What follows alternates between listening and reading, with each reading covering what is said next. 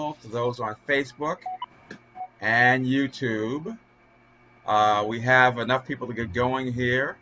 Um, the Journal-isms Roundtable, for those who may not know, is a group of journalists in Washington, D.C., and we have more people from other places now that we're on Zoom. The Journal-isms Roundtable started in 1999, and we've been going ever since, once a month, with a couple of skips, but that's okay.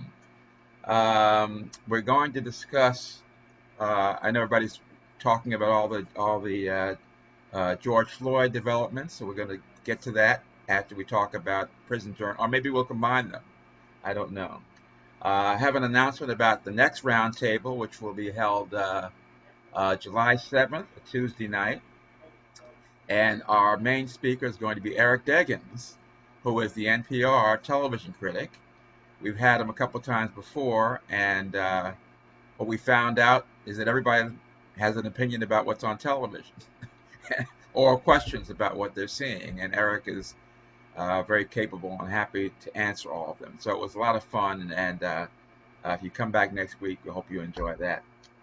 I wanted to mention, since our topic is prison journalism, I wanted to mention Wilbert Rideau, and this is his book.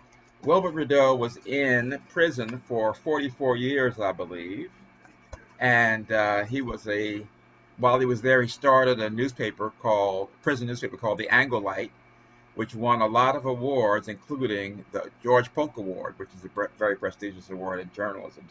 Now, so I'm mentioning him because I reached out to him, and he suggested that we get the folks from the Marshall Project, even though he couldn't be here himself. And he also asked me to plug his book, so so I'm doing that. This book, In the Place of Justice, goes far beyond the confines of a prison memoir, giving us a searing expose of the failures of our legal system, framed within the dramatic tale of a man who found meaning, purpose, and hope in prison. So if you want to pick that up, there it is. Let me just mention Eric's book too. Excuse me. All right. Eric's book is called Race Baiter, How the Media Wields Dangerous Words to Divide a Nation. So that's Eric has written a book too. It seems like he has to have written a book to be de rigueur, and so Eric is there. Okay, so now we have 21 participants in the meeting, one person waiting. Oh, Ron Taylor is still waiting. Benita, get him out. Let him out.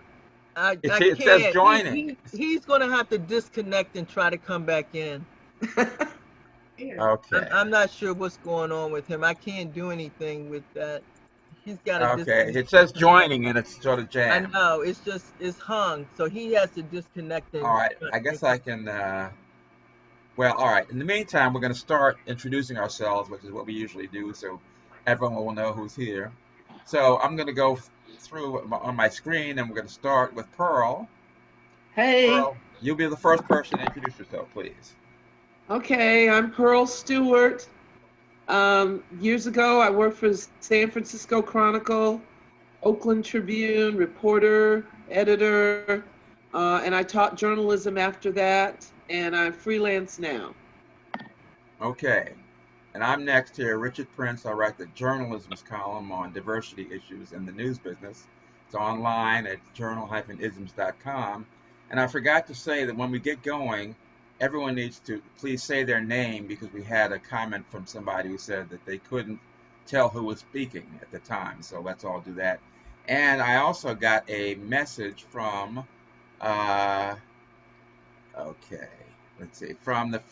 from the Fund for Investigative Journalism about a conference they're having a couple of days from now on the whole issue of journalists speaking about what's going on out there in the streets. So here it is. It says, I'm writing to invite you to an online forum hosted by the Fund for Investigative Journalism covering race, policing, and misconduct. The event will take place online this Thursday, June 4th at 4 p.m. Eastern. The conversation will be led by Cheryl W. Thompson and William K. Marimow, two leaders on the FIJ's board of directors, whose Pulitzer Prize-winning coverage of police shootings and police misconduct broke new ground. They'll be joined by several reporters who recently received grants from FIJ for stories that uncovered new aspects of race, policing, and misconduct. Okay, so that's this coming Thursday. All right, now, Craig. Sorry, I can't hear you. I was muted, yeah. Okay. Craig Herndon, was photojournalist at the Washington Post, retired, and professor of multimedia at Howard University Journalism Department, retired. But I'm still alive. Good, yes. Okay, Marcia. Hello, Marcia. Hey, Michael, what's up? So I worked at the Washington Post. I worked at the Marshall Project. Hey, Lawrence, again. And I've been teaching at George Washington University. Okay, I'm trying to get Ron Taylor's number to tell him to call in or something. Let me. You know, Will Sutton came on. I see Will Sutton down there. Will Sutton? Well, yeah. He wasn't on the Zoom. Maybe he's on the Facebook. It says Will Sutton, TPA. He's on Zoom. He's on Zoom. Along with Zoom. Sharon. Okay, well, let him in then. I see him. He's here. Oh, you're here. Hey, Richard, you may need to change your view on your screen. No, I had that. Well, I see. No, I was on the, and there's Sharon. She's here too. That's all right. I got you, Will. I told you. Good to see you, Will. You're on my screen. You're on my screen. You're on my screen as well. No, I was off the screen trying to get Ron Taylor. Unmute, Will. Unmute. Lynn, you're right. This is a sitcom. Oh, yeah. There we go. All right. There you are. Hey. Anyway, Lynn, you're next. Hey, everybody. Oh, there Not yet, Will. Not yet. Okay. My name is Lynn Adrian. I am the director of the DC Graduate Program in Broadcast and Digital Journalism for the Newhouse School at Syracuse University. I usually run a program in Washington where students come down and cover Congress for small market television stations around the country for the last part of their master's program. And this year we're going to do it online, just like this. What fun. It's hilarious. Previously, I was a senior producer at ABC News and at NBC, CNN, CBS, other places. Glad to be here. Okay, Lawrence. Hi, my name is Lawrence Bartley. I'm the director of News Inside for the Marshall Project. News Inside is our print publication. It goes into prisons and jails across the country. Yay! Yeah. Nice. Thank you. Okay. Bill, you're next.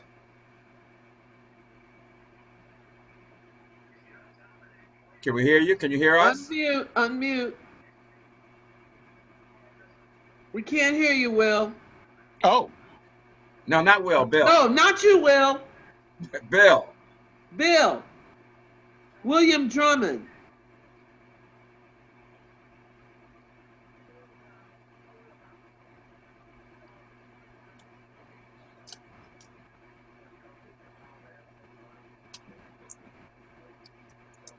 Can somebody send him a text or something? Or, Come back to Bill, Richard. Okay, we'll come back to Bill.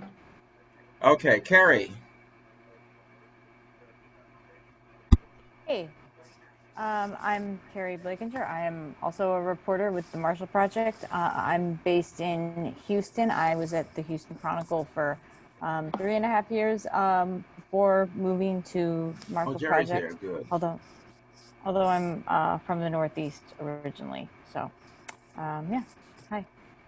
Okay. All right, Dino. Hello, good evening, everybody. I'm Dino Kieki. I was in daily journalism for about 30 years, including places like the San Antonio Express News, Associated Press, a number of other places. I also am a long-time participant in minority journalism organizations. I was president of NHJ for a while some years ago. I was president of Unity when it had a different form. And now I teach at the University of Texas at El Paso. I teach multimedia journalism. So Richard, thank you for the invite. Thanks for coming. How Okay, did we Wanda. get from Oh, sorry. Iraldo to Dino?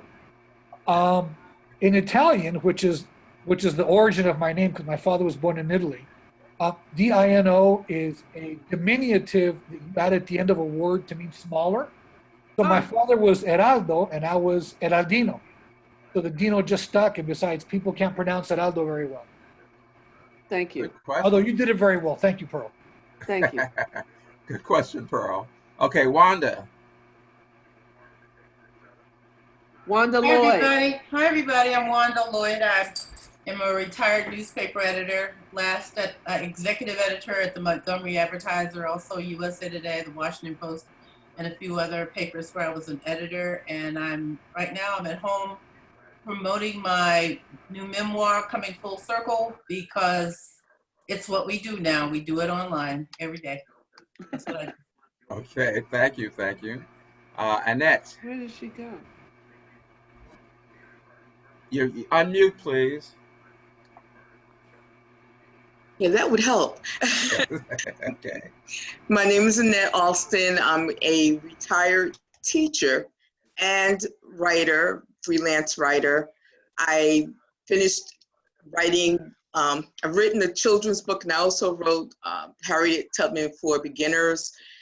It came out a few years ago. I also have a piece that's coming out in September. It's going to be part of an anthology called Impact, Personal Portraits of Activism, edited by Michelle Duster and Trina Cetera. And so I'm going to be in that as well.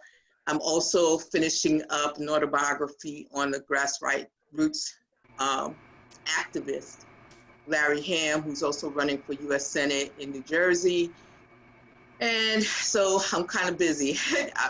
There's another piece I want to work on, and I'm kind of working on at the same time, which is going to be an investigative piece dealing with the coronavirus and its impact on African Americans.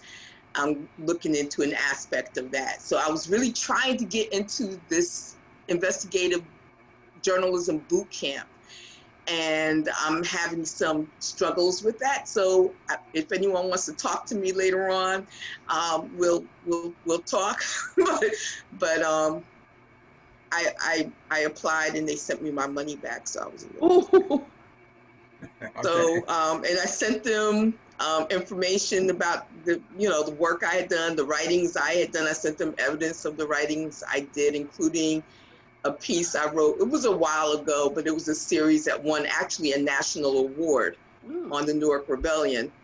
And it was published in the Amsterdam News as well as the city's, a paper that doesn't exist now, but it's the City News. And it won the NNPA award, that particular piece, but they still sent me my money back. So if anyone has any ideas as to what I should do next, let me know, because I really do want to go to this boot camp. Okay, all right. David, we can't see you. David, can you hear us? Okay, Yes. now I see you. There he is. Everybody, I'm David Plazas. I'm the Opinion and Engagement Director for the USA Today Network Tennessee, based in Nashville, Tennessee at the Tennessean. I'm an editorial writer and columnist, and until the COVID-19 stay-at-home orders, I was moderating events and all sorts of public debates, like many of you have done. And instead, I pivoted to being a podcast host. So we just published our 42nd episode today, and we talked a lot about issues regarding the racial digital divide and equity, which has become very timely in this discussion. I'm really interested in criminal justice issues and also legal reform issues. Thank you for the invitation, Richard. Great. Glad you could make it. All right, Todd. Can everybody hear me? Yeah. I can hear you you. fine. Okay, great. My name is Todd Stephen Burrows. I'm a bunch of things, mostly a troublemaker, but I do some writing in between being a troublemaker, or I try to write as a troublemaker. Okay, I've got to get back. All right, Betty Ann. Can we hear you? Betty Ann, we can't hear you. Hello. Unmute, please. Oh, she's on. Oh, okay, okay. I can't hear you though. She was on. I heard her voice. How's that? There it is. Yes. And there's my face.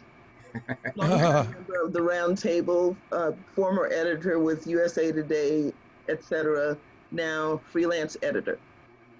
All right. Okay, Benita. Hi, this is Benita Bing. I am the president of the Exposure Group, African American Photographers Association, and also the owner of the Talbot and Bing Studios located in the Brooklyn Northeast area. So if anyone need any photography work done, portraits, headshots, whatever, we are available. Thank you very much. All right. Chevry. Hello, good evening. I am Chevry Lassiter, the photo editor for the Washington Informer and the producer of our new show, Win TV. Excellent. Okay, and she's also running our Facebook connection, so she's one of the producers. Christine. Christine, can you hear us? Hi. Hi, my name is Christine Phillips. I cover justice and legal issues for USA Today. Before that, I was with the Washington Post. In COVID-19 days, we've been covering police, law enforcement, and the federal prison. So, yeah. Okay, great. Glad you could make it. Okay, Will Sutton. Hi there, Will Sutton. Will Sutton, columnist and editorial writer with the Times-Picayune, The Advocate, and professional in residence at Loyola University, New Orleans. Yes. Thank you, Will. Glad you be. I don't know how you got here, but I'm glad you got here. Yeah, I got in. Okay. All right. Sharon. Yes. I can't hear you. Unmute, please. Yo. Okay. Glad to see y'all. We are pandemic down. I'm not going out except for horse trail walks and a little bit of food. Power to the people. Yes. Power Okay, to the people. Yes. All right. Jerry.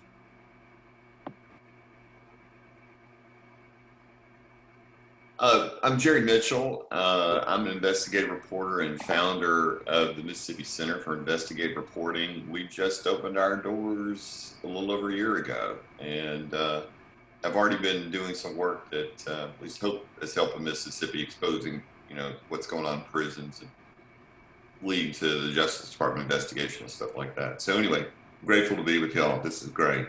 But all right, great. Good to have Jerry back. He was just the with us. Jerry Mitchell. The Jerry Mitchell. Yes, it's the Jerry Mitchell. Oh my goodness. Yeah, he was just with us in February, and so we're glad that he could come back. That was a wonderful event. Thanks. It was so great to be there with the veterans movement and everything. Excellent. At some point. Okay, now Michael, I guess is next. Oh, sorry. I'm just asking Jerry. All right, Michael, I think you're next. Michael Days. I'm sorry. How's everybody doing? I'm Mike Days. If you told me 10 years ago, I would say I worked with Philadelphia Inquirer, I would not believe it, because I was a proud editor of the Philadelphia Daily News for many, many years. And so Will left because we were always cousins at the Inquirer and the Daily News, but we weren't kissing cousins. So Will's my very dear friend, so it's great to see you this evening. Okay. Only virtually. I do diversity and inclusion for the entire company. So I'm hoping that this last pass around in a career we can get it right. I think I'm lucky to work for something called the Lenfest Institute that's really committed to these issues. So that's what I'm doing. I think the last time I was with the Roundtable, I was pushing my book on Obama. That's been a while. Great to be here this evening. Great. Glad you made it, Mike. Okay, Jack White. Unmute, please. I saw him a minute ago. Oh, who's it?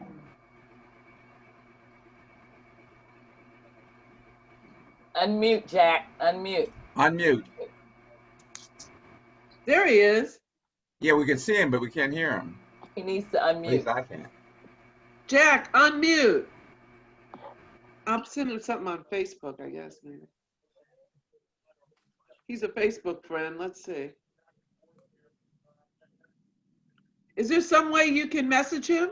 Tell him the unmute is at the bottom of his screen. Tell He him can that hear the us, so tell him. Well, we can put it in the chat. Or he can hear us. Jack White, unmute, bottom of your screen. Can you hear me now? Yes, yes. Very good. This is Jack White, the most technologically illiterate member of. Clearly. But I'm having tried 3 or 4 separate means of connecting. This is my first and probably last Zoom conversation. I'm an ex-Time magazine columnist, and right now suffering from lockdown like the rest of you. My hair hasn't been this long since 1968, and I look forward to listening to the discussion. And Jack got an afro finally. What's that?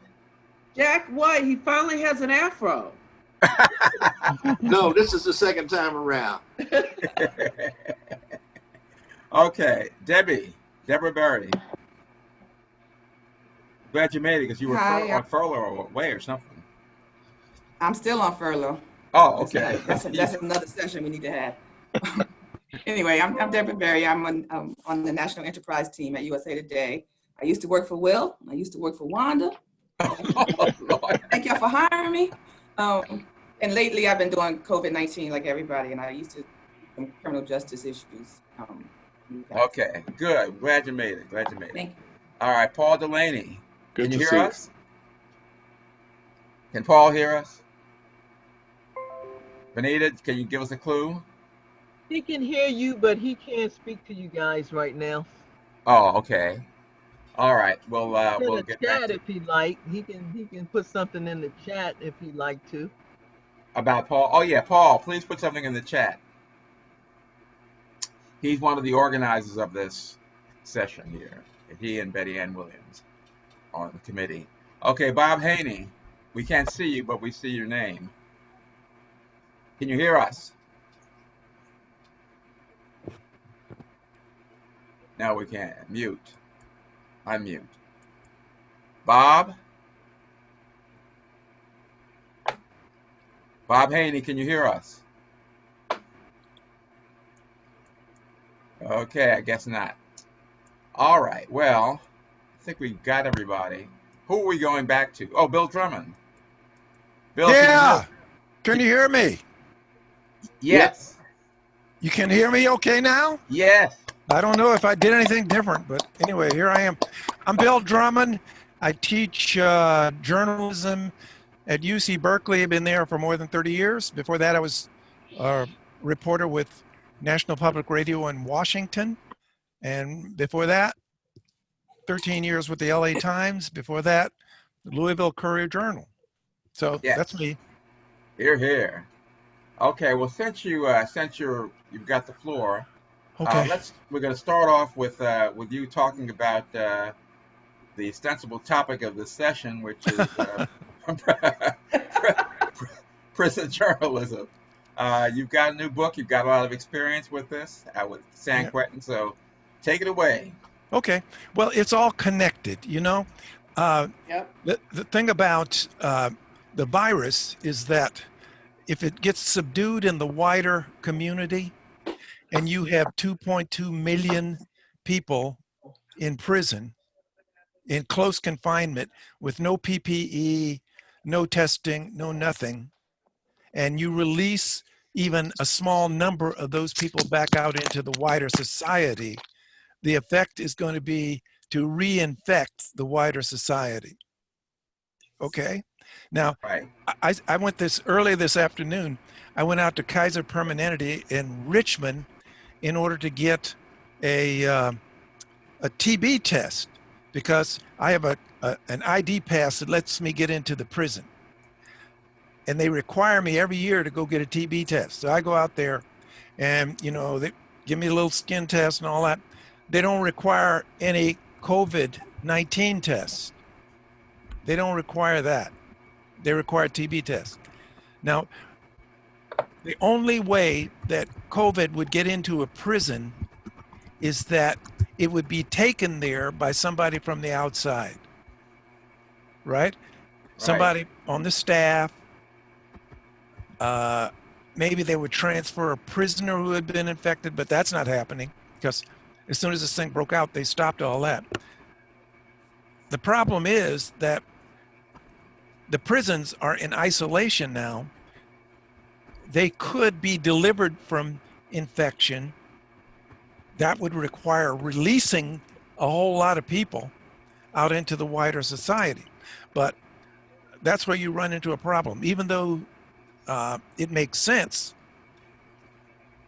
there's too much politics in it. And they're afraid if they release somebody, not that they're going to be a danger or anything, but somebody that's got a bad history or a bad past. Like Sirhan Sirhan. Sirhan Sirhan is sitting up over in Vacaville, and he's in his 70s. He's not going to hurt anybody. Several people from the Manson family, and they've all been recommended for parole, but they're never going to get parole because there's too much politics behind it. The only way they'd get out would be the governor allowing them to leave, and Gavin Newsom is no fool, so he doesn't need that. So he's being very cautious. He's released 3,500 prisoners out of 116,000 in California, but those were people that were already approved for parole. He's been very, very reluctant to approve people for release that were older people or people that were in fragile health who might be susceptible to COVID. At the moment, there are large numbers of prisoners in the federal system in California, in Lompoc, Terminal Island, that are infected. And there are large numbers of state prisoners in Southern California and a couple of institutions down there that are COVID infected, COVID positive. To date, knock wood, nobody north of Fresno, no prisoners north of Fresno in the California system has been reported to have been infected with COVID, but that doesn't buy you much because they haven't really been testing. To make a long story short, the prison system in California and elsewhere, New York is probably even worse. They're potential spreaders of infection, and at the moment, they're very, very low on the agenda as far as concern about how to address this issue. One other thing is probably worth mentioning. Releasing them is not without its own dangers, because even before COVID, getting them reintegrated into the community was bad. So now you're faced with the situation of releasing them back into the community when the community is shut down. Employment is at record levels. And then where do they go? They go back to their family. They don't have any PPE in the family, so they're putting everybody at risk. Anyway, that's the executive summary of how prison life intersects with the COVID. The difference that I found is that since I've been doing this prison journalism thing since 2012, it's a lot easier now to get the point of view of prisoners and their families into the public discussion. And I think San Quentin News was effective in getting that started. And then there are all these other places, like my colleagues at the Marshall Project. But not just that, Ear Hustle's got huge following, like 40 million people are listening to the Ear Hustle podcast. I wonder whether you better having trouble getting into the meeting. So wait a second. Yeah. You can continue, William. okay, well, I just wanted to say it's also in the public sphere thanks to things like Orange is the New Black. It's hugely popular, and Michelle Alexander's book has been widely read, widely quoted, and Black Lives Matter. There's a huge interaction between Black Lives Matter and formerly incarcerated people. Facebook and the online community is incredibly effective. On Facebook alone, there are dozens and dozens of private groups of every state, and even in some it's addressing specific institutions and their problems. It's a place for families can go and discuss and raise hell and sign petitions. So there's a lot more scrutiny available now in the community compared to what it used to be. When I first started covering prisons, it was back in 1969 and 70. It was nothing like that. But then there weren't that many prisoners either. So that's more or less my pitch on prison journalism and COVID. Happy to entertain any questions or discussions or anything like that. Okay. Let me let Bob Haney introduce himself. He just sent a message. Can you hear us, Bob?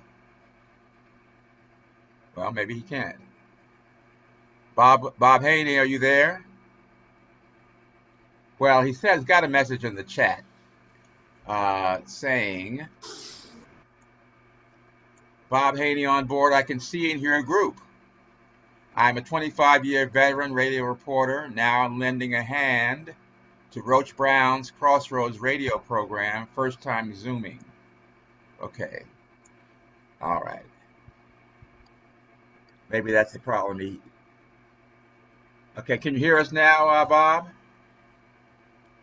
Okay. All right. Well, let's he'll get his technical things straightened out.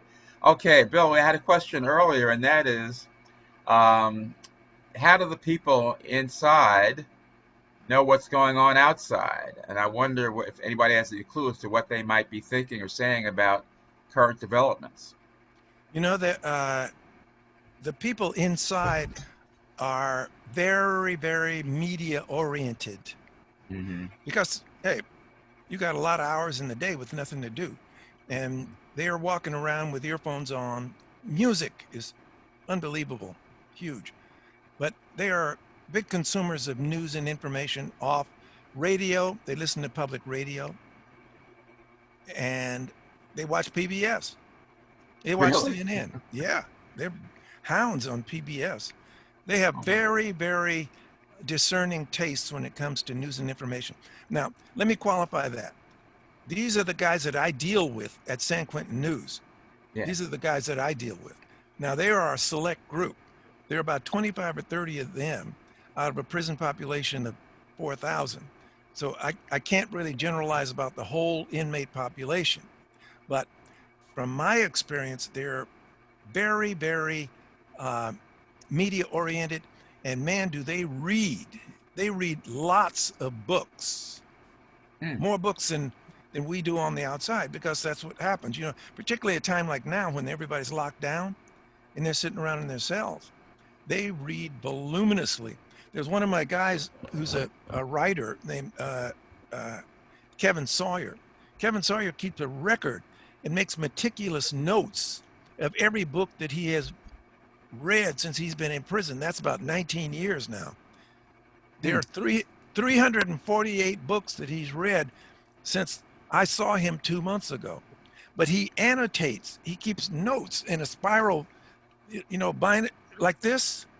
And when I don't have anything to do, he brings his kind of cliff notes to the media center, and I scan. So I don't have to read all those books because Kevin has gone through and annotated all of them.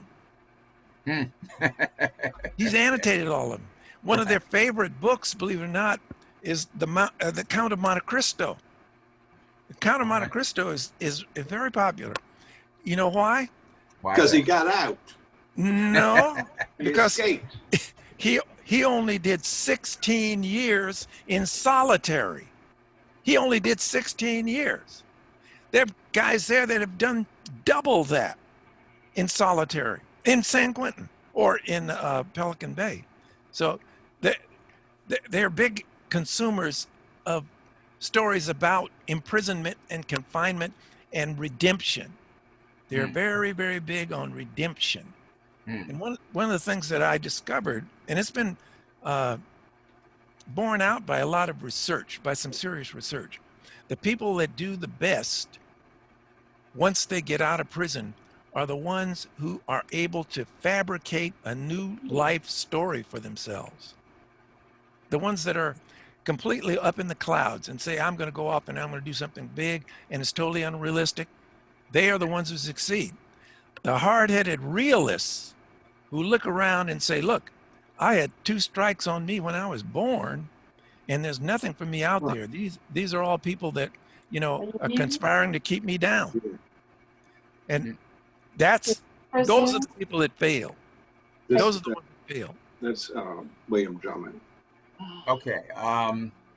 Is somebody any more questions? Well, I was on the phone trying to find. Oh, yeah. Pearl has something. How many people are on it? I don't know. I don't Jack know. White, you're not muted. I don't know how to work this. I try to make it. No, but there's more. There's many more people than this. You should be able to either scan to the side or. I don't know how to work it. Okay, you all can mute that. I guess all these people are. But I don't know how to work this. Benita, mute Jack. Benita, please help. Yeah, I'm trying to find his name in the list here. Jack White. Open it. Okay. So you can. No, I'm sorry. My wife is trying to teach me how to use Zoom. But I'm sorry. I didn't mean to be intruding in the conversation. Go ahead. There's somebody. Okay. Muted. All right, you're muted now. All right, Pearl, you had something. Now I can't hear you.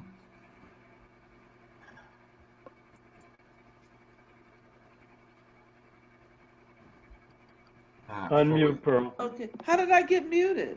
Okay. Okay, everyone, let me just tell you, I am muting you all unless you're speaking. So everybody will be muted until they're ready to speak. So when you're ready to speak, then you unmute yourself. But until then, everyone will be muted. Thank you very much. Okay, am I still and also give your name before you say anything too. Am I still unmuted? No, ma'am, you are talking. Thank you very much. So I'm unmuted. Okay, William. Yeah, I just wanted to ask about when you talk about how in tune some of the inmates are with the news and what's going on, and the this horrible brutality, police brutality that we see. I think people can now see how that contributes to the mass incarceration of African Americans, you know, that we know is going on, and do they discuss that? How many people who are improperly imprisoned, and then when they get in, now maybe at San Quentin it's not so much because of the types of crimes you have to have committed at that point, I guess. But I'm just wondering, is that part of their discussion? That's part of the mass incarceration issue, is police brutality. You know, that's a complicated issue. The people that I deal with now, again, the people that I deal with are people that read books and they want to be writers. So they have a lot more personal insight than the guys that are out there on the yard. There are a lot of guys out there on the yard that have 8th grade educations. They just, want to go home. They're not intellectuals or anything. The people that I deal with, they see things, even though they don't have formal educations, most of them don't. But these guys have been around and Right. they have insight. What I don't hear is people saying that it was the police's fault that I'm in prison. You do not hear that. I have heard some people that have issues with coming to terms with what they did. I've sat and watched and listened to some guy telling me that he didn't kill his wife, but he was responsible for her death. Well, when they give you that line, you know, well, look, you haven't evolved very far. You haven't come to terms. The people that San Quentin is different because the inmates are older. They've already done the circuit. They've been to the gladiator schools. They got their diploma. They got their ticket punch. They just want to go home. So these are older inmates that are in their mid-30s all the way up to their 60s and 70s. So when they get to San Quentin, all they want to do is program and go home. So they're not trying to cover up their complicity for whatever happened that was bad. Okay. I can say that in general terms. I do not hear people saying that police brutality is why I'm in prison. But if you look at the big picture now, the cohort group that I'm seeing and I'm dealing with are people that were generally sentenced in the 80s and 90s when, as you know, Pete Wilson and all those, Magian and all that, they were governor, and they decided we're going to stop this revolving door. We're going to really get tough. 3 strikes and all that. So that's when they began to crank up all of these laws and the harsh, penalties, the add-ons and all of that. Sentences got longer. So that's what caused the prison population in California to go from 25,000 inmates when I first started going to prisons in 1970 to when the Supreme Court stepped in like 2014, it was up to like 160,000. We had 8 prisons. When you were in the Bay Area, they had 8 male prisons. Now they have 35. Oh my God. They have 35 prisons. Now they spend more money on prisons than they do on higher education. Well, that's not hard to believe. Yeah. The other thing about it is that they're the 3 largest law enforcement agencies in the country. Number 1, the New York Police Department. Number 2, the Border Patrol and Customs Service. Number 3 is the prison guards in California. Ooh. We have more prison guards than we have prisoners in 1970.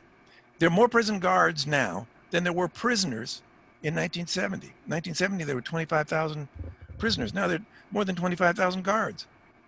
And this costs a lot. So Jerry Brown realized it. Schwarzenegger realized it. Jerry Brown. Everybody is on the bandwagon now. We've got to reduce the costs. Reduce the costs. Well, COVID gives them a cover for reducing the prison population. But like I said in the beginning, everybody is cautious. They don't want to make a mistake and let out a sex offender. Right. This is automatic. If you have, I don't care what you've been, you could be in prison for 25 years. If you got anything in your jacket that says sex offense, you aren't going home. I'm sorry. That's just because the fact that it's too explosive. It's too explosive. Nobody wants to see that headline the next day in the paper. Okay. I wonder if Carrie or Lawrence wants to jump in here. Yeah. I think what we also want to find out is there any relationship between what's going on now out in the streets and what people are saying about the system and all that, and the people who are inmates?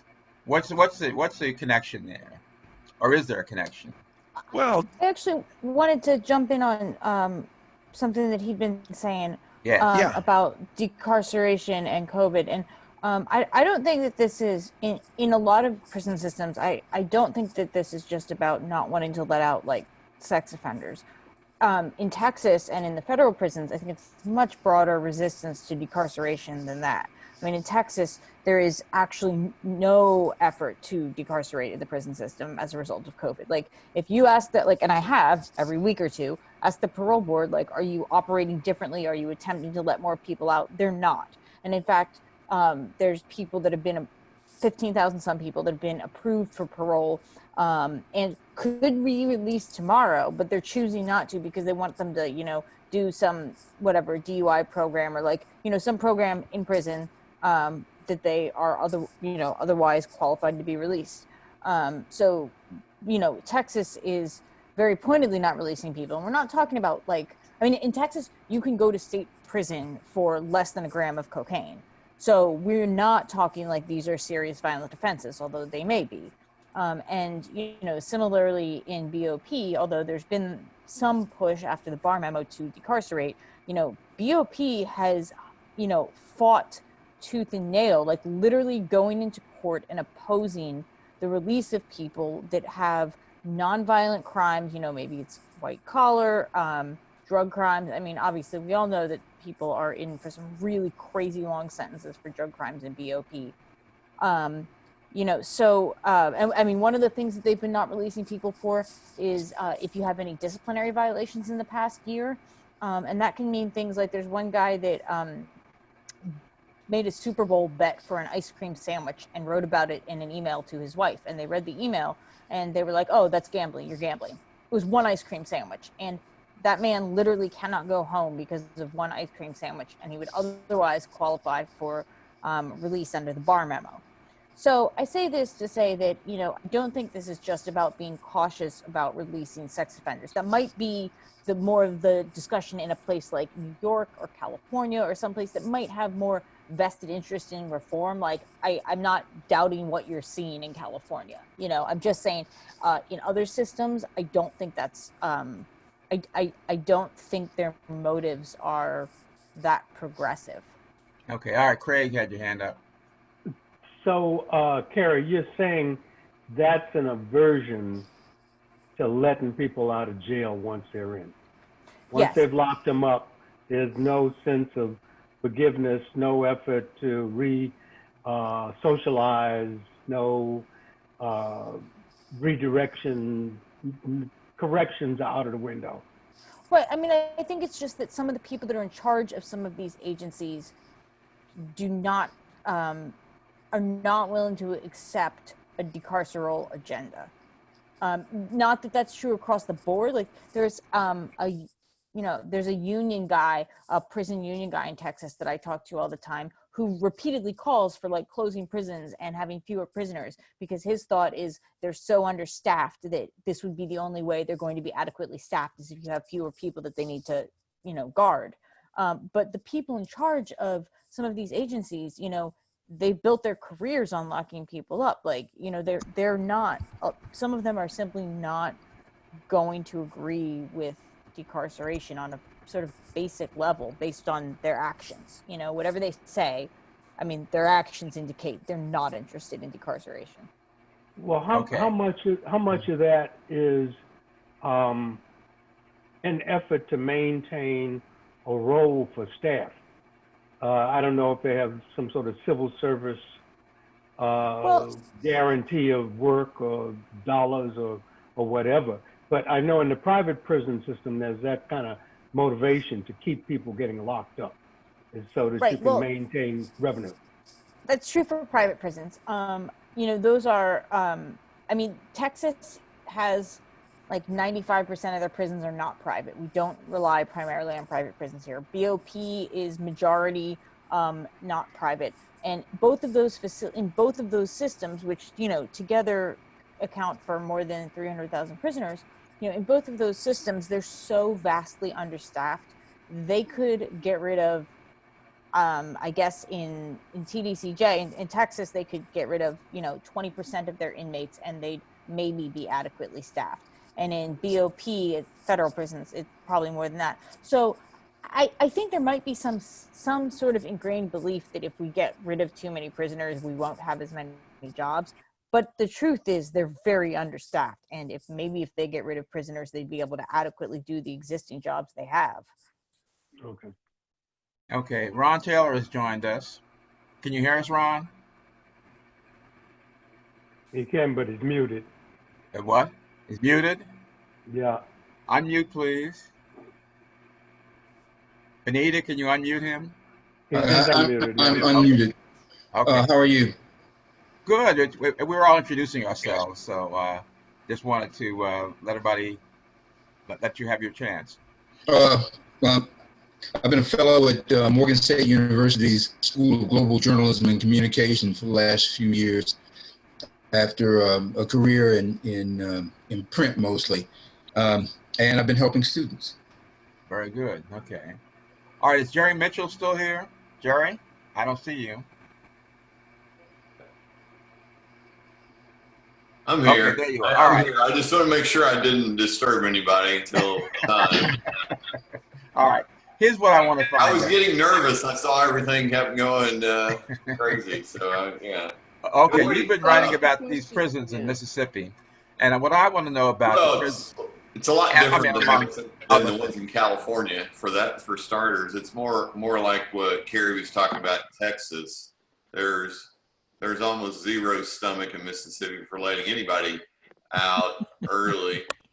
But there's, and this isn't unique to Mississippi, there has been a bit of a coalition of unexpected allies. In other words, the people in Mississippi who are conservative, and maybe they're thinking of it from a money perspective, and they did pass some reform in 2014, which is barely pushed the needle. It was supposedly going to reduce all this prison population, but essentially an aggressive parole board reduced our population. But anyway, long story short, Mississippi may see some more reform. I mean, it's been a disaster since I've been writing about it, which is about 2014. I did a whole package on it. So I did get better, because they brought in, Chris Epps got indicted. He went off to federal prison for stealing, more than $1 million or taking more than $1 million in bribes. And, he's now in a federal penitentiary. And then they kind of made political appointments since then. And they just now appointed somebody that, if you know about prisons generally in the South, Burl Cain, who ran, Angola, one of the most notorious. Oh my God. United States. So he has a bit of baggage, but here's the interesting part. He's a reformer, and quote unquote. And he did bring a lot of change to Angola, which of course, and I don't have time to talk about all that, but it's in some of my stories. If you want to go on my stories, look up all my prison stories on our website.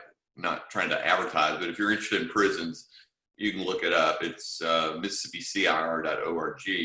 And anyway, I did nothing but cover prisons last year.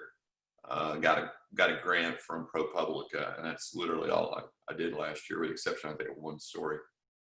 So, anyway. Let me ask you, Jerry, and also folks from the Marshall Project, for people who just have a passing interest in what's going on in prisons, why should they care more, and what do they need to know? Particularly people in the media who have so many competing things. How to cover it. Well, why should we be interested? A lot of people said, all right, let's just throw away the key and forget about them. Oh, that's whatever. You talk to average person in Mississippi, just pick an average person at Walmart or a gas station and ask them, why? We're spending too much. We just need to lock them up and throw away the key. We just need to stop feeding them, or take them out and kill them, Well, why are they wrong is my question. Why are they wrong?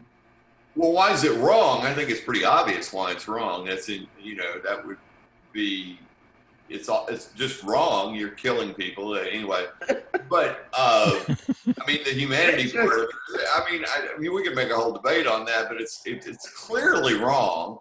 There's no way you can do that, and it just becomes this. I think this goes beyond, we're talking about prisons, which is a broader discussion beyond prisons, is I believe that people way beyond Mississippi think of those in prison as less than human.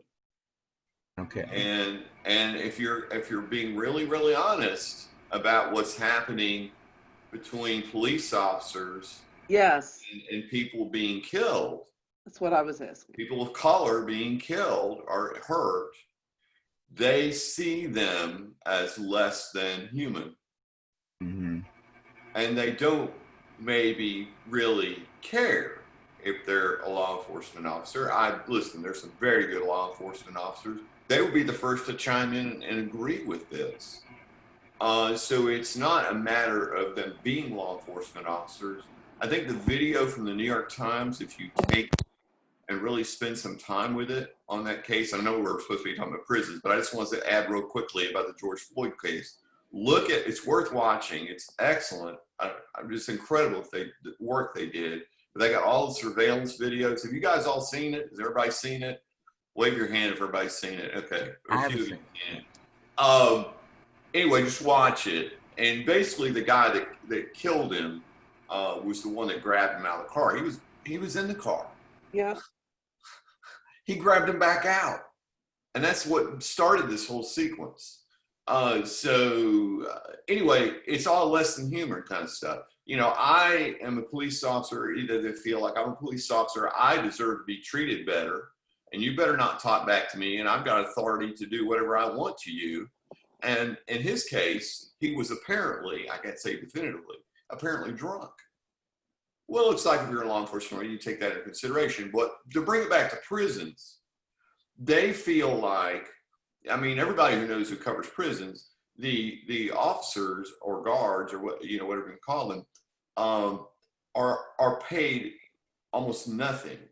I mean, you talk about, and then they're working a gazillion hours, you know, 1, 2, 3, you know, 12-hour shift, at least in Mississippi, and then another one, and sometimes 3, where, you know, now you're into 36 hours because they don't have enough staff. So they make them stay. Right. It's insanity.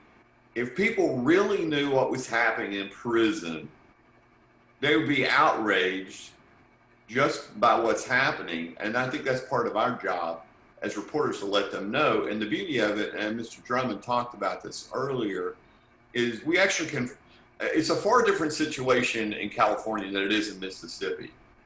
You can like walk in and talk to these guys and all that kind of stuff. I can't even go, you know, file an official request and go interview an inmate. They will not let me. They won't let that happen. So you go ahead. You have something? Oh no, I just had a question when you're finished. Okay. And so, but the beauty of it is it's so corrupt. There's so much corruption in prisons right now, especially in Mississippi. I can't speak for any other prisons, but I think in general, it's the same situation. There's so much corruption that the guards are bringing in cell phones because they're getting paid good money. And so they're bringing in cell phones. They're bringing in everything. I mean, it's endless. I mean, how do I communicate? I never talked to an inmate on a wall phone, very rarely. I did with that one ProPublica story because they were very nervous about it and wanted me to kind of deal with this guy. He wanted to talk he didn't have any money, and he just wanted me to give him money to buy a card, and ProPublica was like, no, like a card that he could buy time on somebody's cell phone, if that makes any sense. And which to me would be like buying a card and letting someone do something else, but they didn't see it that way. But so we didn't. So I did it with a wall phone with him, but he was the exception. Everybody else, I've had inmates call me anytime. I was on a conference call for a gang meeting. It was the gang, same gang. All the various prisons all got on a conference call, and I got invited. So it's amazing. You know, cell phones have changed the game, and that's been since 2013. I started. They're all contraband, right? Oh yeah, this is all legal. What do they get on the phone and talk about what's really going on in prisons? I mean, and I suspect that's going on in California too. But I'm just saying, in Mississippi, it's wide open. It is wide open. Go ahead. Here's my question. Oh. Go ahead, Pearl. I'll okay. Yeah, I lived in Mississippi for a while before I moved where I am now in the DC area. And my mother was Robbie Stewart. You might, I don't know. Yeah, yeah. But anyway, so I follow things that are going on there. You talked about corruption, but it seems like there's such pervasive corruption now in Mississippi that since Jim Crow, I'm not sure if it's been as bad as it is right now. The big scandal with the Department of Human Services, Health and Human Services. Yeah, beyond pale. Unbelievable stuff going on. I mean, everything is corrupt. And then you have these so-called leaders that are coming out now, just speaking out freely with the most racist comments. Yeah. And, just unfettered racism. And it seems to be worse now than it was years ago. And I'm just wondering if you're seeing that. Well, it's one of those things.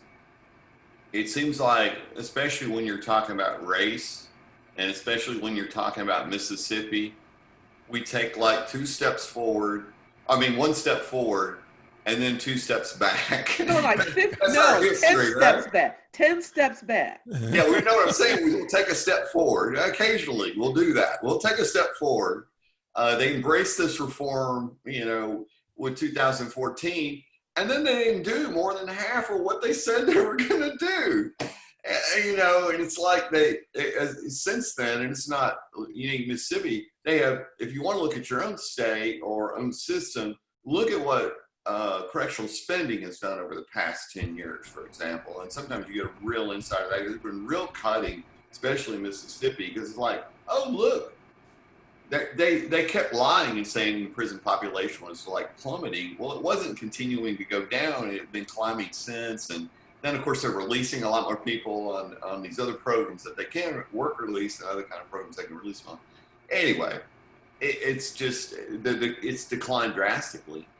I think it's over. I think if our Department of Corrections had merely gotten the same amount of money in 2014, that same amount every year, they would have like $200 million extra, but they've cut it every year, and almost every year, and so it's a bad situation, made worse. It's like the last, if you guys want to see it, I'll share it with anybody who wants to see it. The last health department report, it went in and inspected. I mean, I think there are 300 cells, which cells sometimes have 2 people in them. So you have 300 cells that don't have any working lights in them. Oh my God. So you have 300 cells where people literally are in darkness, unless of course the sun's out. And you have, of course, no air conditioning. You have, birds making nests in the window, broken windows. So in the middle of, chilly winter, it's coming in. They have a heating system. It's just steam, and so the people that are, relatively don't have a broken window and are on the first floor, or pardon me, on the upper floors, they're fine. But the people on the first floor, like, freezing to death. They were wearing every piece of clothing they possibly have and blanket and everything else just to survive. So those are the kinds of, and then of course rats and just on and on and on. I could spend days. Marcia's got something up there. Yeah, thank you. Thank you so much. I wanted to get Lawrence in on the conversation, and if you could talk a little bit about News Inside and just the work that you're doing at the Marshall Project. Thank you, Marcia. Well, I'll use it as an opportunity to also answer Richard's question. You asked, why should people in the community care about what's going on in prison? Well, one of the reasons, first I'll preface it by saying, with News Inside, I hear from incarcerated people throughout the country on a daily basis, whether it's through mail, whether it's through email, whether it's through phone calls. I hear from them all the time. And a lot of them feel as if what's going on with COVID, that as Mr. Drummond mentioned, that they're the last to get tested, they're the last to get screened, they feel that they'll be the last to get treatment. And staff comes in and out, and they can't bring it in. The incarcerated people don't bring it in, staff bring it in. But not stating that staff is doing it intentionally, but they bring it in nonetheless, and they take it out nonetheless. So whatever goes on in prison can cause future infections to spike in the wider community.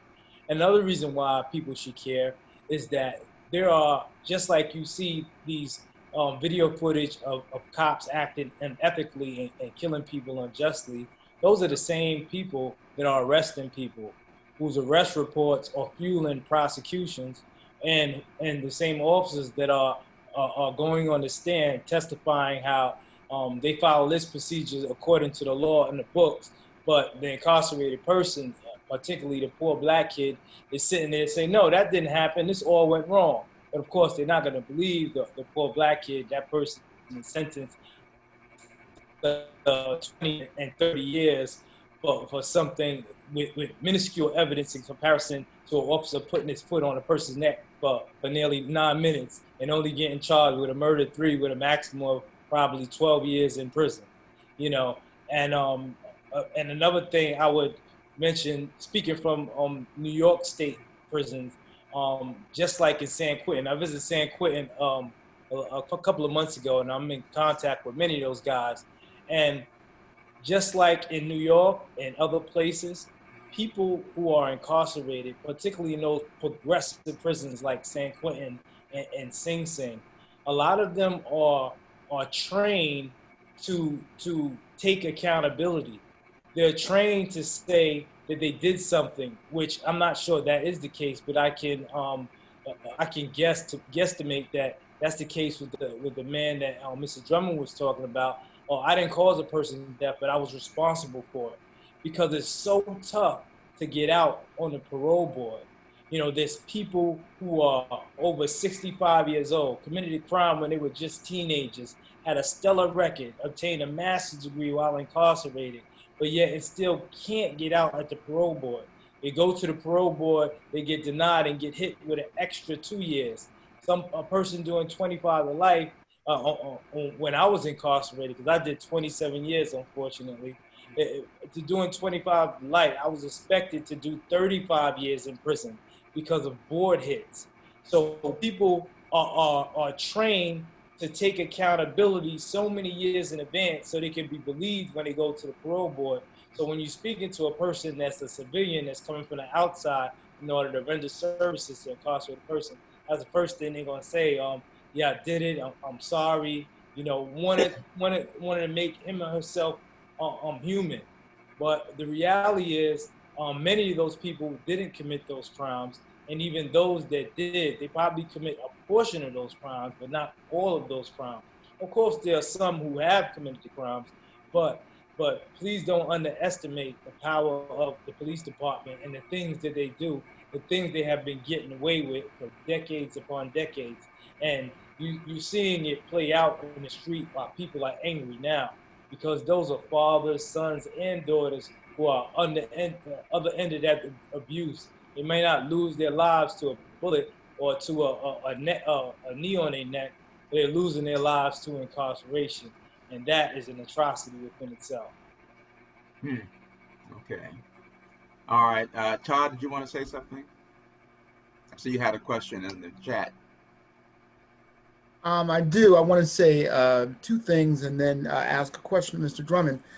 First thing I want to say is that in terms of the mentality of the police, I'm involved in a new Black think tank, and we assigned ourselves this documentary on Amazon Prime called Do Not Resist, which explains in detail how the police think from the point of view of the police themselves.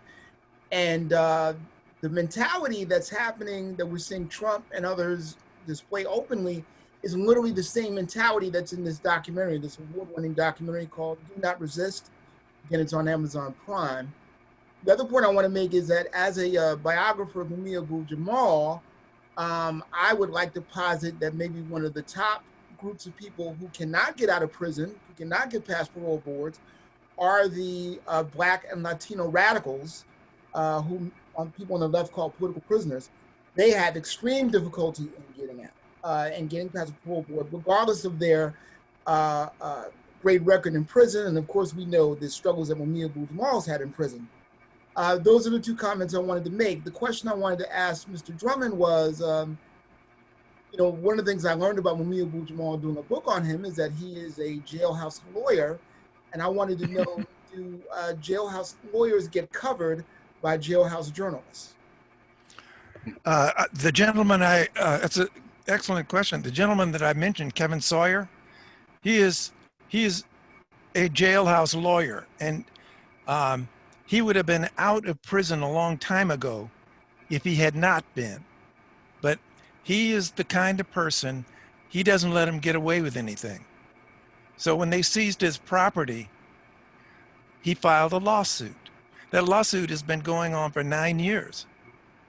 If you litigate, you take a risk. The outcome of that litigation was in his favor. In fact, the circuit court in California hired a law firm to represent him. They thought the circuit court in California felt that there was so much merit in Kevin's case that they hired a law firm to represent him to litigate against the Department of Corrections. And when it finally came, there was a settlement in his behalf. He got a little money out of it, not a lot. Yeah, I rely on them. They know more about what really happens than you would ever know. I mean, there's one thing about the law that's written, and to find out how it's actually operationally working, you go to the jailhouse lawyer, and they're plentiful. Are they sources, or are they actual people that get quoted in articles? Well, if you quote them, you can get them in trouble. The people that are wise enough and they have contacts with inmates, like a couple of my friends are, one of my friends that contacts there is actually he's a gentleman from Uganda, and he is the clerk in the library, the law library. And there are a couple of others. So if you want to know, like when I was doing my research for my book, if I wanted to know, how does this really work? What is really going on? They can tell you. So they are valuable. I just wanted to interject one other thing. I think one of the salutary things that has happened since, and I've watched it since 2012 when I started working with San Quentin News, there are many, many more inmates at San Quentin who are recognized as reliable sources. And they have contacts with journalists outside, legit mainstream journalists outside, who know them well enough that they can approach them. Sometimes they do phone calls. It's problematic if you come for a visit because you get on a visitor's list and a whole lot of things happen. But you can, you know, give this company your credit card and you can have that person call you. And if you want to get the rundown of how things are actually working, every once in a while you get a phone call from a contraband phone. I get those occasionally too. I don't ask a lot of questions because I don't want to be a participant in something's illegal because they'll take my ID away from me. I don't even ask about that. But one of the things that's beneficial is that there are way more voices coming from incarcerated men and women nowadays than there ever were before. Now, the question was raised about how do we get people to care? You know, the old trope of prison reporting on prisons was what we see in a program called Lockup. I don't know if you've ever watched it. It's a reality show. Yeah, all of them look alike. It doesn't matter if you're in, you know, California or Illinois. It's all these guys with tattoos and they look ferocious and all this noise and, you know, a lot of people talking out of their heads. Well, that was the format before. Now, if you listen, and I highly recommend you listen to the guys that are producing Ear Hustle. you hear people tell stories that are not generally heard. And I think there's a market for that. And I've been pushing my friends in public radio. Every single public radio station is within 50 miles of a prison, every single one. But there are only 3 or 4 in the whole country that have regular programming that explores prisons in their areas, prisons or jails. KALW does it here. There's one in Kentucky that does it. And I say, look, you guys are missing the boat. There's an audience for this because it's fresh. You hear insights, you hear stories of redemption. People need that. They don't want to hear that same stuff about all these guys yelling and threatening and misbehaving and acting like animals. They want to hear stories about real people and their problems and their struggles with their families. This is programming. This is stories that people need to read, and there's an audience for it. And I think it's up to us, meaning us, I don't do it anymore, but I try to convince my students of this, that if you listen to these, if you spend some time with them, hear their stories, it's a revelation. I've had like what probably, I counted them up for the book, about 80 students so far that have gone through my course about visiting San Quentin.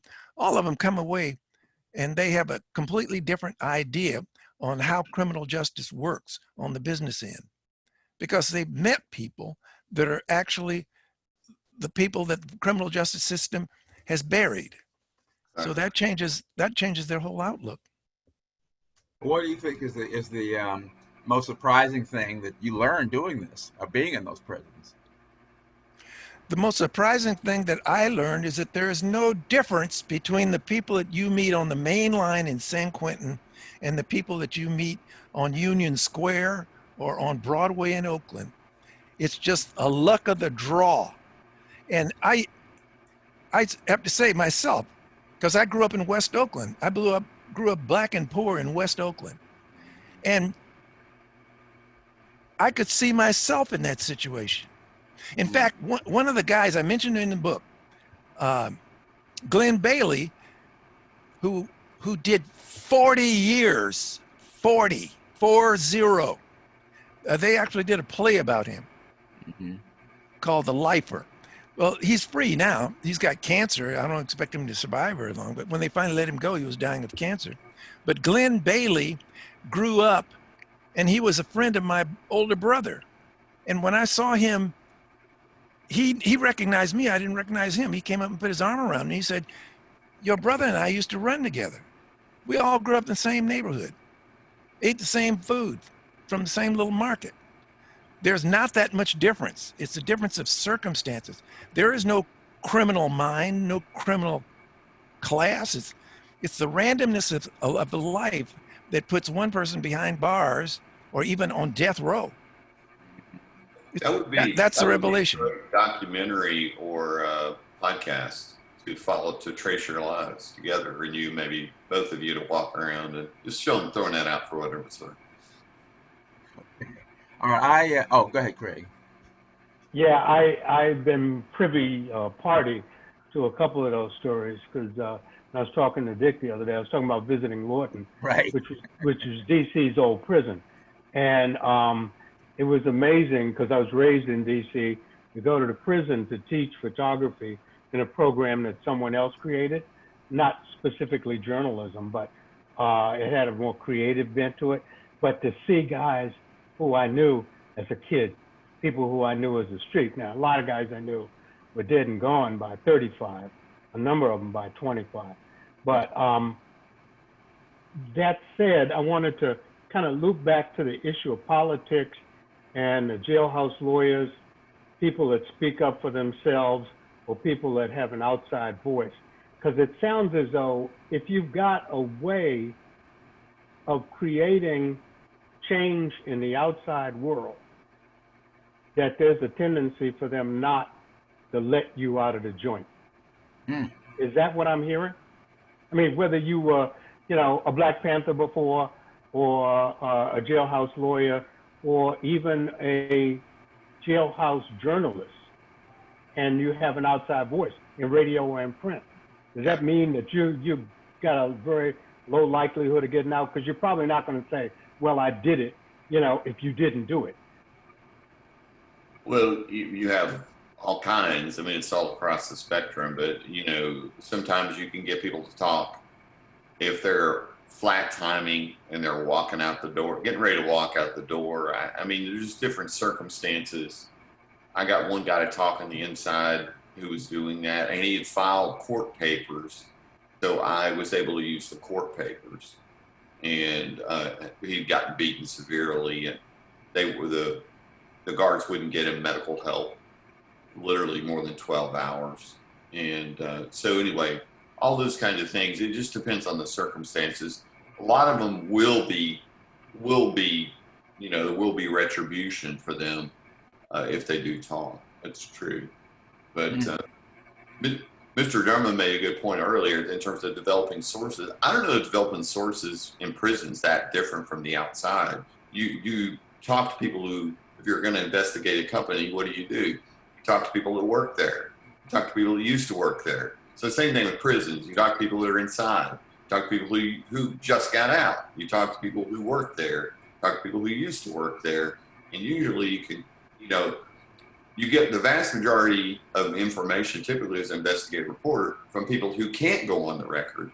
But what happens is you're able to cobble together enough people who are willing to go on the record, who are willing to, let's say, they just walked out of prison, so they can tell everything they know if they're, within reason, maybe they've got some limits, but in general, they'll tell everything they know. A lot of times there's certain ones who, when they walk out. To my earlier question about why people should care, yeah, and why journalists particularly should care, is one of the answers because there are great stories to be told in prisons?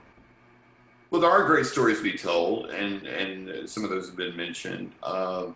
Why you should care? Well, I'll answer it. I should have mentioned this earlier. I thought of it later. Why you should care is we're all humans, and we all have. The great thing is we all have a great. At least if you really get to know people, you usually find out that people have a story to tell. And maybe it's a single small story, or maybe it's their life story. Whatever it is, they have a story to tell. And people want to tell that story, and it's amazing when you start listening what you find out. And the way we knew people were going to have trouble. We want people to see them as human. We want them to see as not less than, but equal to, right? Or and to admire them even in examples where you can give that. Or to understand the terrible injustices of those who've been wrongly convicted or whatever the situation is. But what we did with our series in 2014, we knew people were going to have this difficult time to kind of begin to sympathize. I'm talking readers out there.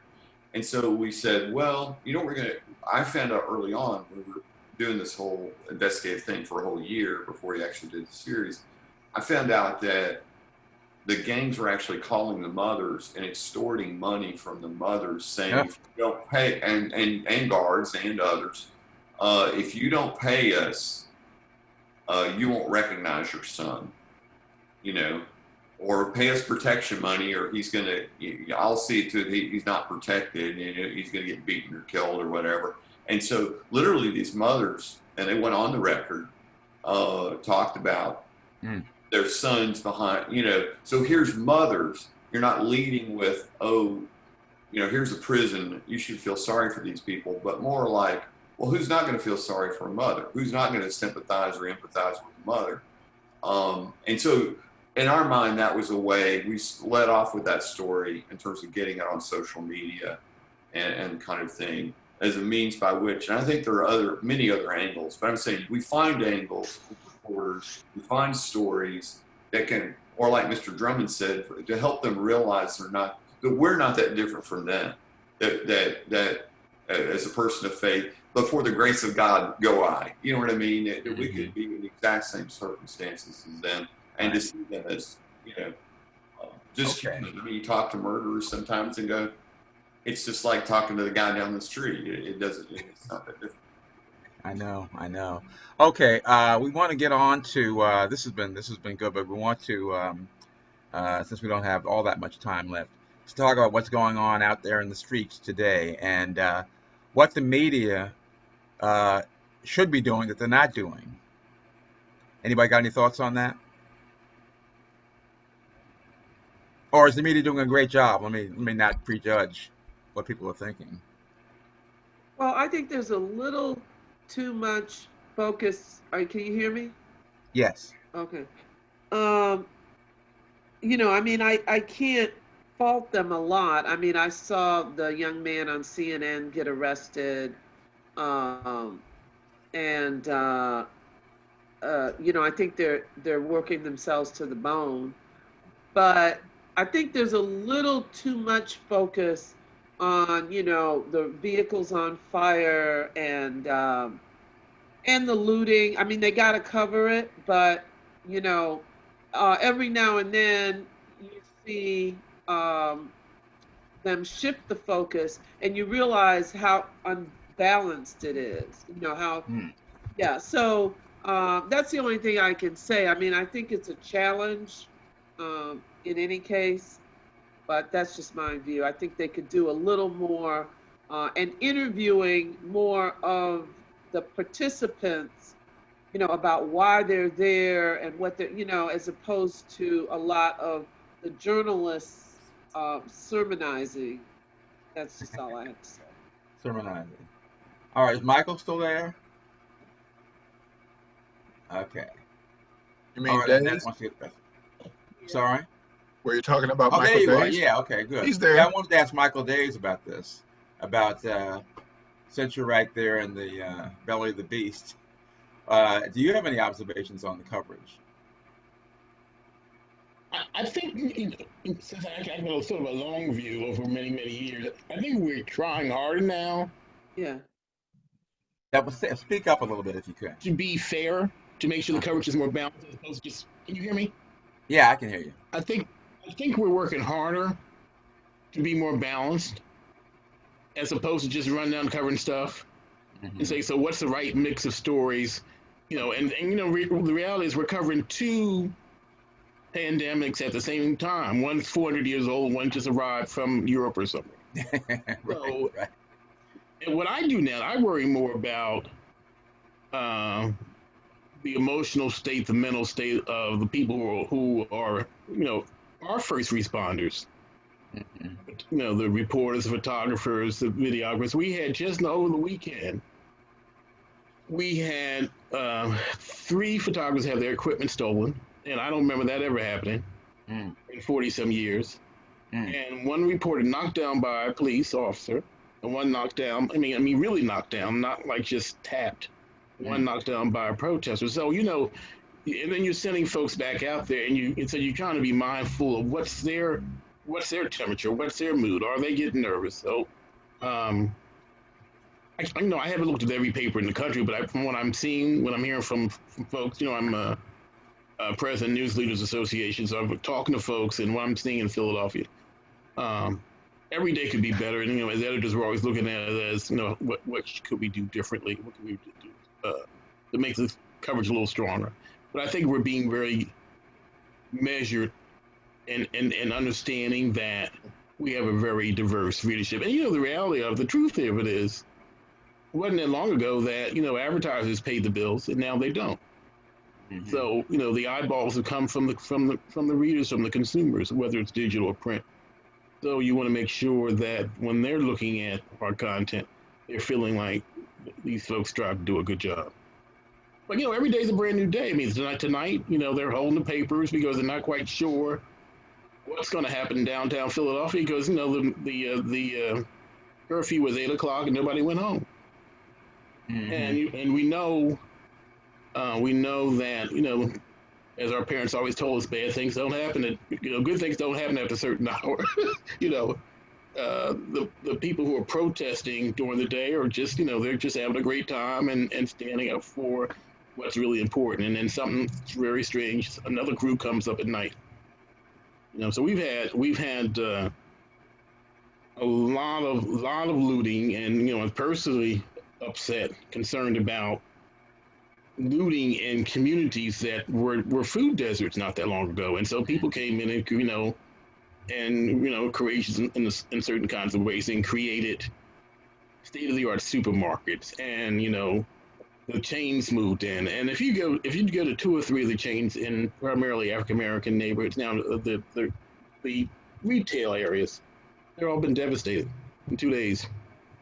And we all know that it takes more than a generation to bring that back. So, I understand the rage. I don't, I talk to folks about, let's not be pointing fingers and finger wagging, because you guys are eating and you got a place to eat and you're not worrying about all the stuff. And I think all those insecurities make people crazy for the moment. So we have to worry about not overdoing that. But I think we're thinking a lot more about what we're doing and how we're doing it. That's a good thing. Here's so many of the people who are protesting are saying, when people ask them, why are you doing this? The answer is, well, we've tried everything else. The only time people will listen to us is when we, destroy property and this and that. I wonder how good a job we're doing in the media about telling people what the solutions might be, or at least exploring them, so that people don't feel quite as hopeless as they do. Or is that even a role for the media?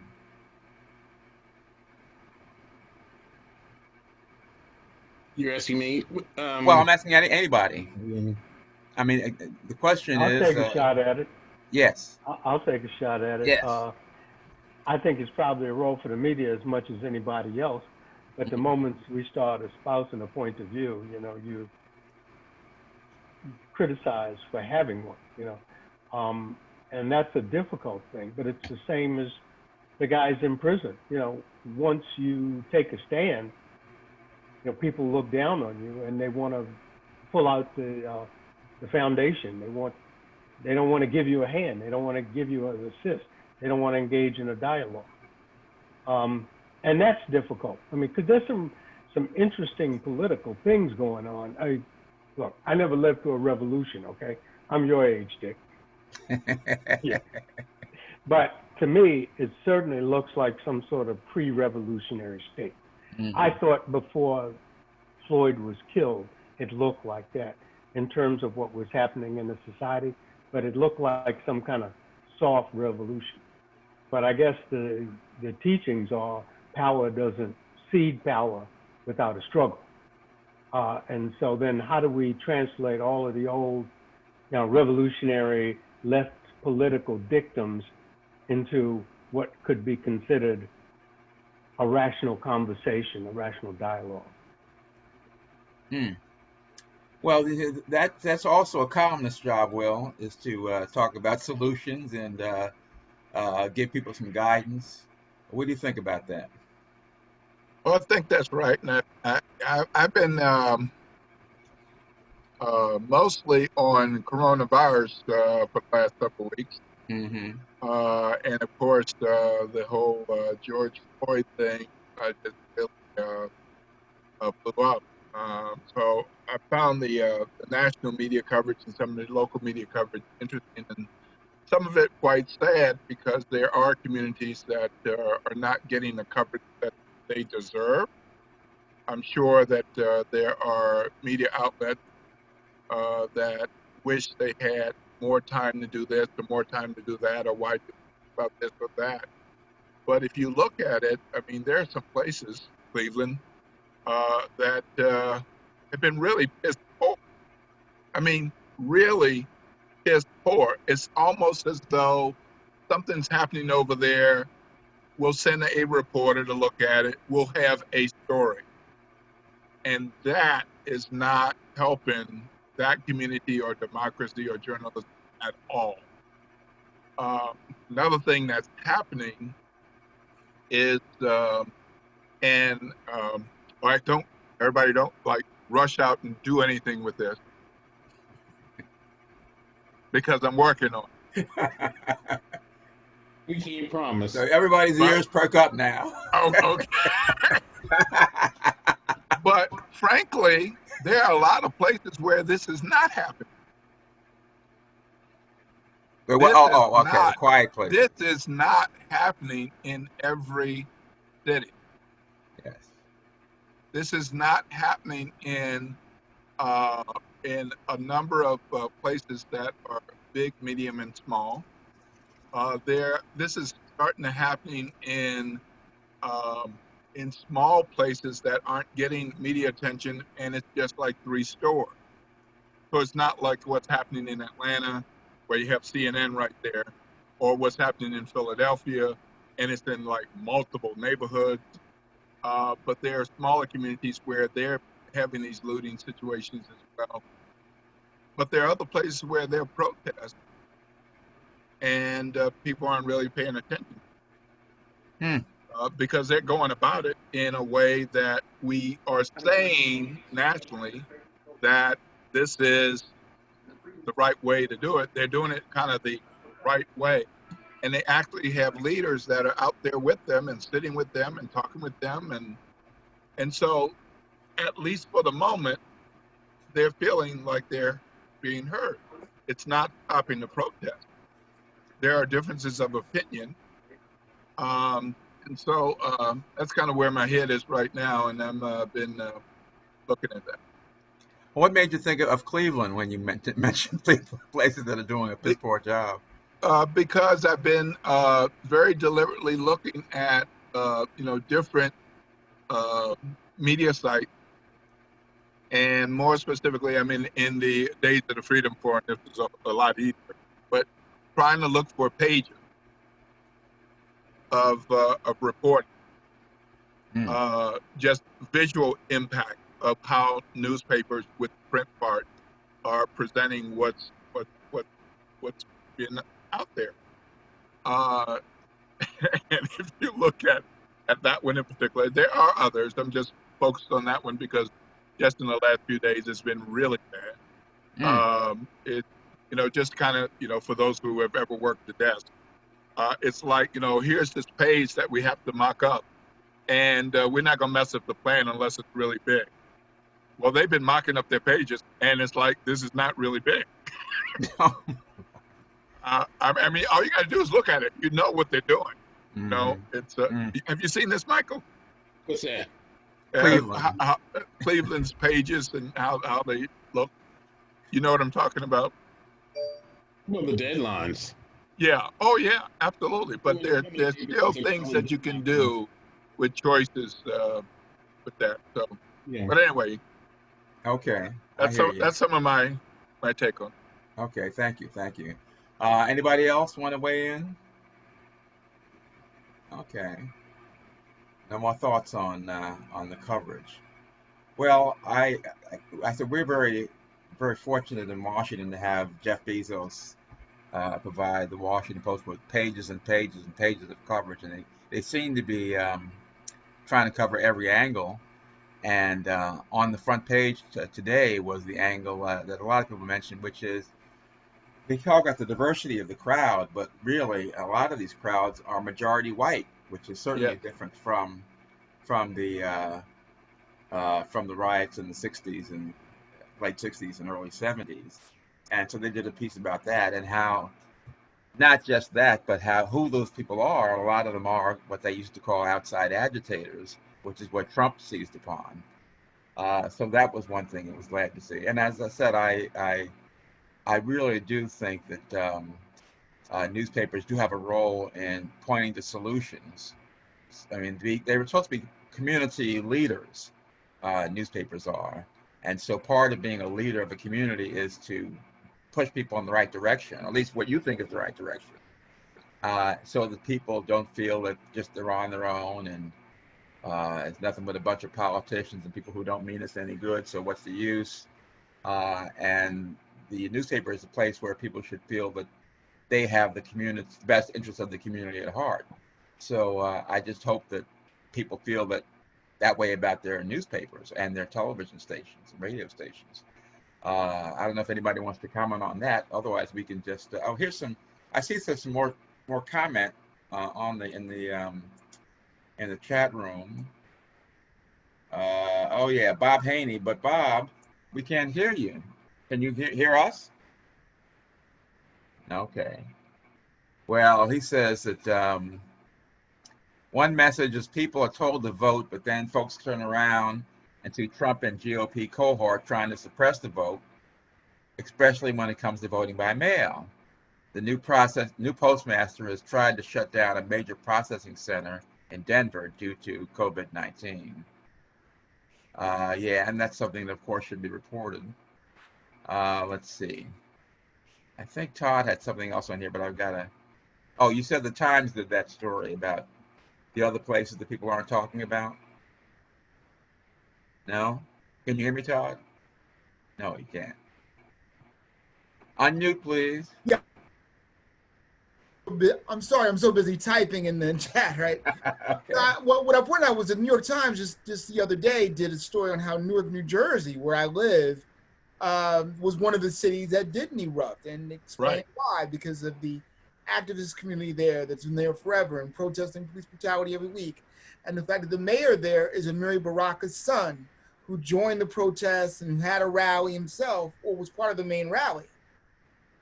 So yeah, Will, so you're on the right track. And the New York Times did a big piece on my city saying what you're saying. Right. Yep. Okay, and Annette had a question back to prisons. Jerry, are you still there? Jerry, are you still there? He's still there. He's doing something. Okay. All right. Well, her question was, do the stories on prison life affect change? I'm here. Okay. Yeah. A question from Annette. Well, actually, you can just give your question yourself. Annette, can you hear? Yeah, I'm here. Yeah, please repeat your question, and Jerry will try to answer it. So I just wanted to know that the stories that you've done and others have done about prison life and what's going on in prison, has it affected change in some way in the prisons? Have you seen examples of that? Well, yes, we have. Basically, this series that we just did, we basically were showing people the prisons in Mississippi, which were so underfunded, plus all these other problems, which helped lead to all these other problems. Basically, that the prisons in Mississippi were going to blow up. It's kind of a series of stories, and that was pretty much the overall tone of it. And they didn't do anything. They didn't do any changes, and then they blew up. And literally, there were just the wars that played out within the prisons, and I think there were, 9 inmates in one prison alone.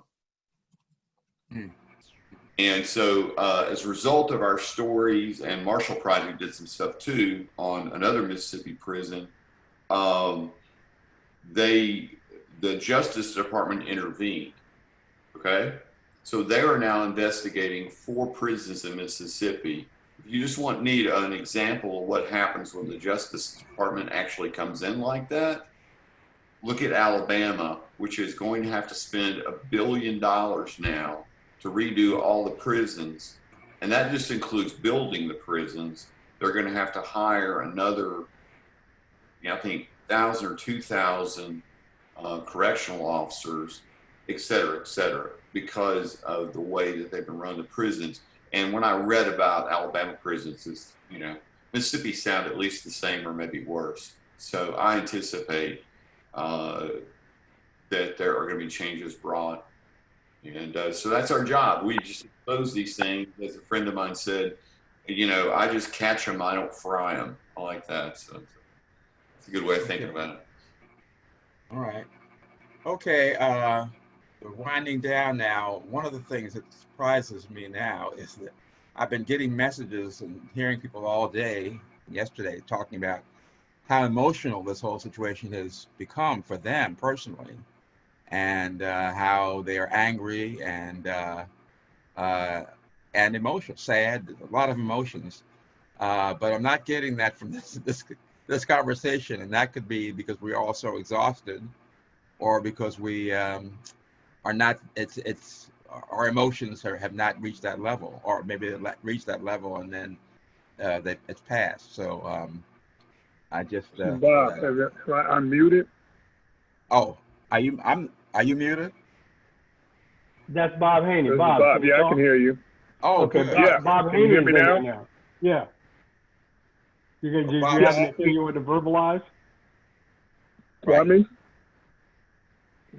Go ahead, Bob. Yeah, all I wanted to say was about meanness. I think the big difference with the situation on the street now is, the cities are either closed or partially closed, and you got millions of people out of work, and this is going to get worse when the evictions start later this month. So I think there is a much meaner spirit to what these people want. They're much more determined because they've got a lot less to lose. Okay. Well, I didn't know if you really wanted emotion. I thought we were trying to get it. I can get emotional. Okay? No, we don't want you. Well, I mean, I think part of the problem is we're exhausted. I'm exhausted. Yeah. But I've been on edge for a long time, for months now, okay? And it's rough being shut in, rough trying to figure out when to wear a mask, when not to wear a mask. You have political argument on the air in the media about, wearing a mask being a left-wing thing and not wearing a mask being a right-wing thing. And a madman for a president who is stoking all the differences in the world, at some point you got to go, oh, this is all crazy. I have to, fix dinner. I have to take a bath. I have to, go out in the yard and move some leaves so I can feel sane. But I think Bob's right on. We're in the middle of it. This is not the end of it. Whatever it is we're going to experience, whether it's going to be more rioting or a very verbose form of political dissent, we're going to be looking at something coming up. And I don't know what it is. I couldn't have predicted any of this. And I'm sure you guys couldn't either, We can talk about prison stuff, and maybe it would be nice to have some guys in prison talk about this, because somebody who's gone through, cynicism, dropping out of life completely, and then attempting to rebuild a life could maybe offer something valuable for us, for these kids that are running around the street, being opportunistic destroyers of, capital. I don't know what you want to call them, but that argument between capital and a safety net for the citizens of the United States is the basic kind of stuff that we've been looking at. That's why what I was kind of alluding to with that political bit earlier is that there really is something to be discussed, and we've been on the verge of it. We were on the verge of it during the Democratic debate, and then the same issues that the more radical of the candidates were talking about came up immediately as potential solutions for carrying the populace through this interim. Very little of it happened for us, but it happened for big business. So when you see big business out there looting the treasury, which is what they've done, and they're gonna do another round of it, I'm not gonna see $2,000 a month. I'll bet you dollars to donuts on that one. But I bet you the Lakers could come up with another $10, $20 million if somebody floated the paper. So how do we, I can give you emotion, but I don't really have the answers, except I think there are people out here with it, and we're talking to people at the wrong end of the political and social spectrum. I hear that. Well, I agree that we need to talk to people but who are those people that we need to be talking to? At the other end of the political spectrum, I'd say some of the guys in the joint. Some of them who've been down and out and been, in solitary for 40 years, had plenty of time to think about this. Mm-hmm. And they know where their lives came from, whether they felt like they did it or didn't. When I was talking to guys in the old days in the jail, well, you don't ask anybody what they did. Or, conversely, if you're a young head when you go in, they say, well, nobody here did what they were convicted of. What I'm discovering, a lot more people didn't do what they were convicted of than I ever imagined. And isn't that the same kind of thing we're looking at that causes some of the anger, the angst, the distress that we're seeing? Okay. Sharon, you haven't said anything. Unmute, please. Unmute. I'm so blown away by how things really are. And every time we pretend, I wouldn't even go out in that madness because there are no marshals. There are too many people I don't know, just at the peripheral. Today, I couldn't get past 17th and M Street because the cops had blocked it off. because people are still down there cutting up. In the long run, when there's destruction, we as a community suffer the worst. And the police feel like, oh yeah, we bad. Well, yeah, you done whipped our butts and we had to do what you wanted, which wasn't right from Jump Street. Racism is real. Oppression is real. And every time somebody tries to act like they don't get it, I don't care what color you are. I ain't dealing with you no more. This is really clear black and white science. The athletics director, a brother, who's athletics director at University of New Orleans, this is real, just got stopped with 6 officers with guns drawn because they thought he looked like a suspect. That's the new He line. did. He was black. That's the new line. He's the freaking athletics director. Exactly. That's the new line. The new line of the day. With That's a not new. youngish It's over cut. 400 years old, you know. Yeah. Or you look suspicious, you know. Shifty eyes. You know, I'm sorry. I'm wondering how suspicious the white terrorist groups that are infiltrating other groups. Like, for instance, the president was talking about Antifa, and then they found out that, well, the police, FBI, found out that a lot of these white groups, like Ku Klux Klan type groups, skinheads, whatever, were infiltrating or creating what looked like an Antifa group, but they were really Klan-like groups. And they were infiltrating and then making it look like they were basically instigating and starting riots in certain areas. And so I was wondering if anyone's really digging in deep with that and really looking at who's being arrested, you know, and where these, where the FBI is getting this information from and how many people are really out there organized and instigating riots that absolutely don't have our best interests at heart.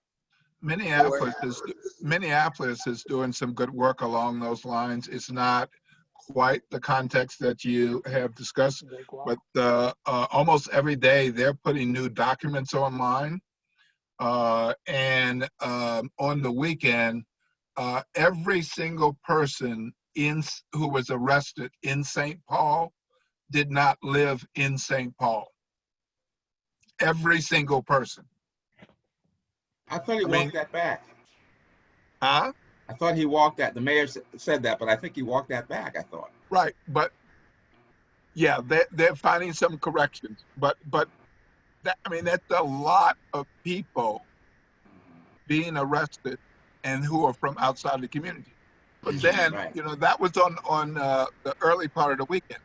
So what's happened in my view of looking at this stuff is our young black local folk have seen this and they haven't seen the arrest and the violence of the arrest. And so they're following behind them and say, well, let me go get them too. Right, gotcha. Okay, I think everybody's getting exhausted. I know I am too. So let me just thank everybody, and I think we had a good discussion.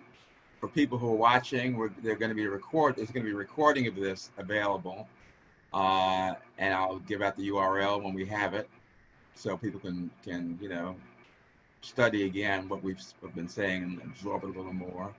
And then we do have our next one on July the 7th, another Tuesday night.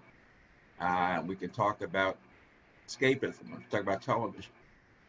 So thanks everybody. Glad you all came, and we'll look for Sharon's pictures and think about what everybody said. So thanks very much. Good night, all. Good seeing everybody. Good night. Thank you. Likewise. Bye-bye. All right. Bye-bye. Bye-bye.